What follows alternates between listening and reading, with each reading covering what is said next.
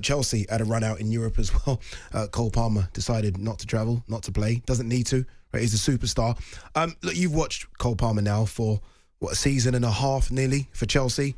How special is he? Because everyone's waxing lyrical. I mean, Jamie Carragher's fighting every Liverpool fan out there by saying he's been better than Mo Salah for the last 18 months. You've watched him closely. Are we looking at a generational talent? You know, like we get excited, don't we? Foden, Grealish, etc. Some were saying that about Maddison a season or so ago. Are you looking at Cole Palmer and thinking this is something outworldly special now? Yeah, absolutely. Wow. Absolutely. Wow. It's unlike anything that I can really compare it to since I was a kid. Like the only feeling that I can compare this to, the way I feel about Cole Palmer when he's on the ball, the way I feel about Cole Palmer simply when he's on the pitch, it's comparable to when I was a kid and Gianfranco Zola was in the team. Gianfranco Zola's debut against Blackburn Rovers at home, I remember he scored a free kick from about 30 yards and I was just totally transfixed. Are you telling me, wait, stop it, Mr. Jennings. Are you trying to tell me you didn't get the same feeling when Hazard got the ball? No, there were moments.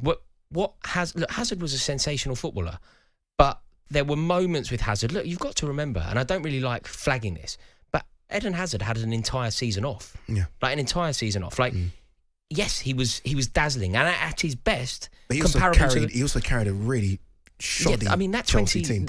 Eden Hazard, the year before he went to Madrid, so the 2019 season, the year that we beat Arsenal in Baku. Are you telling me? Wait 1 second. I need to understand what you're telling me now. Are you telling me that the Cole Palmer you've seen so far for Chelsea is better than the best Eden Hazard you saw for Chelsea? It's different, but I'm more inspired. I don't know. Like I say, Addy, I can only tell you how I feel and what I get with Cole Palmer. It's a giddy feeling that I haven't had since I was a kid. Like, he is capable of anything, and Chelsea are therefore capable of anything with him in the team. It's because of him. Like, you know, even if you just analyse his performances last season, like the ceiling was crumbling in on a distinctly average Pochettino Chelsea team, and somehow we had this jewel, this uncut diamond that was capable of anything. And then you think about the trajectory of his career, scoring goals for England in the Euros final, for example. Fantastic, that goal. Like, look, I do think that he is capable of anything, and it all comes so easily to him. I just love him. I just absolutely. So just before we go to the break, just so I'm very clear, I don't want to put words in your mouth. Palmer over Hazard. Not yet, but he's definitely on course. Look, you've got to look at Cole Palmer's goal return. Cole Palmer's goal return. Addy, listen to this. You know how much I love Frank Lampard. You know how much I love Frank Lampard. Frank Lampard, Chelsea's best ever player by a mile. They should be building a statue to Frank Lampard at Stamford Bridge as we speak. The East Stand should be renamed the Frank Lampard End now. Cole Palmer is on course for that goal record. That's how good Cole Palmer is, and that's how much I love him. Your manager's still adamant you're not in the title race. Right, all the players seem to be adamant that you're not in a title race. Although Madueke kind of smiled when asked about the question about title race. He thinks maybe you are. I'm just taking that from his smile. I'll ask you: are Chelsea in the title race? Now, look, Addy, I've been saying that we're not. That's partly tactical because I don't think that the conversation around being in the title race will do our aspirations of winning the league any favours. I think that we are new to this. We're a squad that are new to this. We're a manager that's new to this.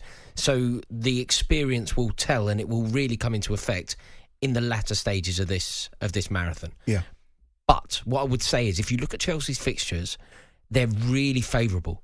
Over the Christmas period, and generally speaking, I think titles are pretty much won over the Christmas period and over the Christmas period and Easter period. You know, when the games really come thick and fast, when there's like no room for negotiation. You're playing, you can quite easily play game after game after game. You could play 6 games in 18 days, something like that. It can get really intense. And generally speaking, how you get on in those periods will give you a major indicator as to who will win the league, as will the mini league table is how you go against others.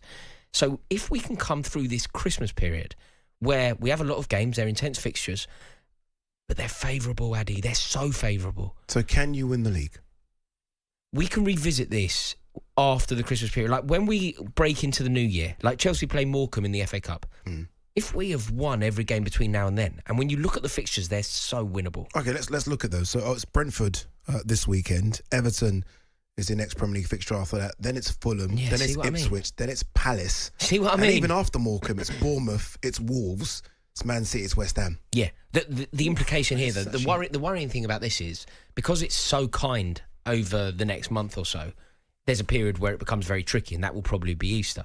But if we if we can come through this period totally unscathed, if we win every game over this Christmas period, then undoubtedly we are in the title race. Okay. If we don't... Wait, so you're not in the title race now? Let's see, there's two different questions here you're throwing at me, or two different answers, because I said, can you win it?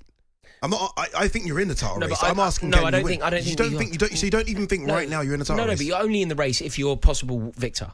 You're not in the race if you can't. Like, if you can't see a world where Chelsea win it, if you literally can't envisage that world, that means that you can't say we're in the race. Why can't you win it then? Because I look at your squad. You still, is it Sanchez for you? I think it comes down to one. If you want to make it really simple, you go Chelsea can't win a league with Robert Sanchez as the number one goalie. Happy with centre backs? No. Okay, so you're centre-backs and Sanchez. But yeah. I think going forward, I think if you break the squad down, it's very interesting with Chelsea, isn't it? Because I think if you look at the squad in sort of two halves, going forward, I think you could easily argue that Chelsea have the best, deepest and most clinical forward line in the league. In terms of personnel. In our second team. In terms of names, yes. In terms of deliverables, no. No, just in terms of depth as well. Addy, we've got a player like Joao Felix in the B team. Yeah. Like I don't rate Joao Felix particularly highly, but you're right though. The fact that Joao Felix is in the B team, a player of Mykhailo Mudrik's financial weight is in the B team. Is that what we're doing now? No, not skill, not attributes, not goal assist. Financial weight. No, but Mykhailo Mudrik is a full international who was signed by Chelsea, poached by Chelsea from Arsenal for a lot of money, and there was a lot of hype. But look, it's totally flopped. Yeah. But he's in the B team. Agreed. A player of that wealth should generally be a starter. You've got a player of Noni Madueke's quality who's not a guaranteed starter. Yeah. Jadon Sancho's quality. Nkunku. Yeah, there's a few. Nkunku. Yeah. Like, I'm just saying that if you look at our forward line, it's probably the deepest in the league. Yeah. I think if you then look at our back line, it's obviously not the weakest in the league. But in terms of the top four, maybe. Like players like Axel Dizazi, Benoit Badiashile, they just don't get a look in at any other club. But they only start when there are injuries. No, that's... I mean, Fofana... in an ideal world, it's Fofana and Colwell, right? Okay, let's do this then, realistically. How highly do you rate Levi Colwell? Not as highly as maybe some Chelsea fans. How highly do you rate Wesley Fofana? Before his injury, I thought he was fantastic. Okay. Now how highly do you rate Malo Gusto, who's now... first choice right back now. Begrudgingly, I have to accept that he is our first choice right back. Like, do you know what I mean? Yeah. When I can kind of wax lyrical about our forward players. I could talk about the brilliance of Cole Palmer. I could talk about Jadon Sancho looking like a sort of different player altogether. He's got the bit between his teeth. He looks up for it. I can kind of do that time and time again. The brilliance of Moises Caicedo in the middle. Enzo Fernandez finding himself again. Romeo Lavia looking like one of the best. Mate, I hear all this. But then you look at the back line and it's you're so second poor. in the league. I hear everything you're saying. Don't get me wrong. Everything you're saying is, I get it. And you're right about to kind of point out the defenders, because you look at what Arsenal have got and you think, okay, Saliba and Gabriel. You look at what Liverpool have got. Do you go along with, the theory that Alex Ferguson posited, which was defences win titles? Goals win games, defences win titles. Do you agree with that theory? Yeah. And if you do agree with that theory, it's very difficult to see Chelsea as league winners, isn't it? Yeah, but I feel like Chelsea could outscore teams.